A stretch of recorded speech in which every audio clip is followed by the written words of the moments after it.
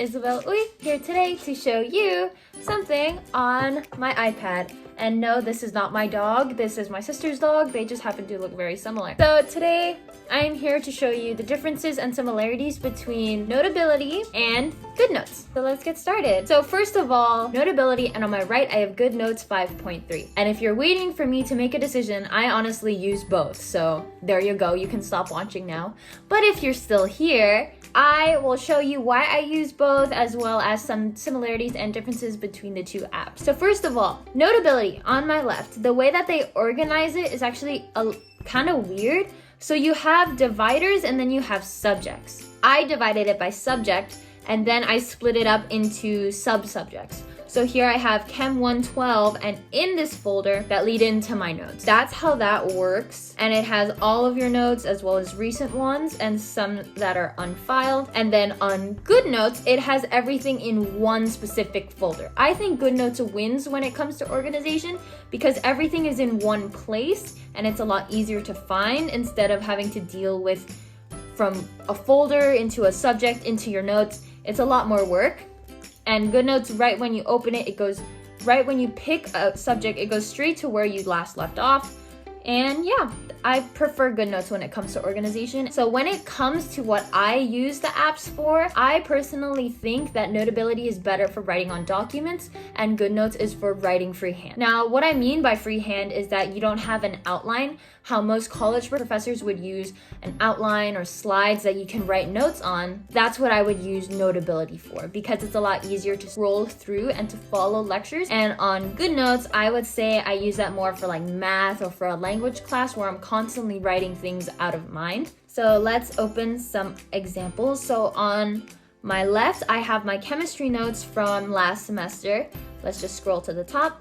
As you can see, I personally like the amount of color that I'm able to have on Notability. There's also a brand new feature, well, not brand new, but it's new to me. There's a new feature on there where you can record lectures as long as your professor's okay with it.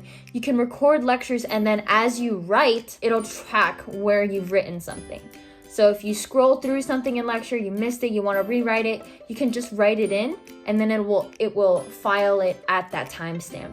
So then you can always go back and see what you missed or where that came from, stuff like that. I personally haven't used it because I'm too scared to ask my professors if I can record, but yeah, you can do that. And something new that has been updated on Notability is their highlighter feature. Before, when you would highlight it, it would go over the words, it would make them cloudy. There would be a certain point after you highlight it so much that it would be able to cover the entire word. So it would just layer on top of it over and over. But now, as you highlight, it kind of just goes into the see-through mode. So it doesn't do that anymore. They fixed the highlighter, which I'm really happy about. Their eraser is erase in one stroke or erase by freehand. So I personally think one stroke is a lot easier. It's a big time saver because I don't want to be scribbling across my entire iPad. Their color presets are pretty nice. So here you can determine if you want a ballpoint pen or a brush pen. I use both, as well as your pencil size. Now they are preset, you can't adjust them, but there's only so much you can do. And when it comes to colors, these are your basic colors as well as gradations of them, and you can always add in your own. This is a feature that both GoodNotes and Notability do have, so that's really lovely as well. And something I do like on Notability is that you scroll through instead of swiping pages. GoodNotes does have this feature, but you do have to switch it in the settings from horizontal to vertical scrolling. Now on to GoodNotes. So I like GoodNotes for freehand notes. Example, Chinese class. These are not the neatest notes, but I use GoodNotes mostly for my language class because I personally go better off with handwritten notes instead of outlines because I need to write as much information that goes through my ears. So these are my notes. I have more freedom when it comes to making headlines, but I'm not as creative as other people out there with the iPad Pro. But something on here that, let me just make more room so that you can see, they have color presets here that do change. You can change each one, and then also you can customize your own colors as well. This is the same on Notability, but here they also have presets for pencil size. And now these you can adjust, but there's only so much that you can do with them per se, because they all reach that one size. So they are all technically similar. It is exactly the same, but yes, you can adjust them in case you are taking two different sets of notes and you want to have a different size ratio. I don't know.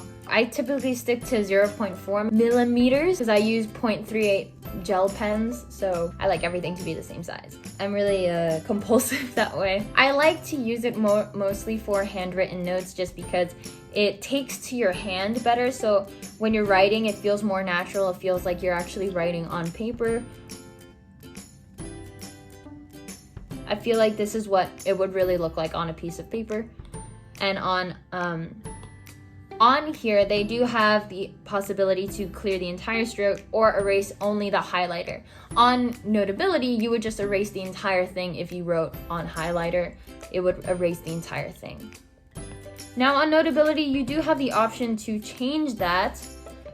Just double click on the eraser and it can go partial, and you can change the size as well. On GoodNotes, you cannot change the size of your eraser. That's pretty much it. I only use these for notes and for sometimes Photoshop, but not most of the time. So I hope you guys enjoyed that. I hope these were somewhat helpful. So Notability is $9.99 and GoodNotes is, I believe, $4.99. These are slightly expensive apps, but in reality, you are saving money on paper and on pencil lead as well as pen ink. And you're saving the earth a little because, you know, stuff. But I hope you guys enjoyed this video. I hope you found it useful. I wanted to say thank you to all of you for coming and watching videos on my channel. It really means a lot whenever I see that I have views. It means that I'm reaching people, and it makes me so happy to think that I could be helping you guys. So I hope you guys enjoyed. I hope you have a great rest of your day, and bye!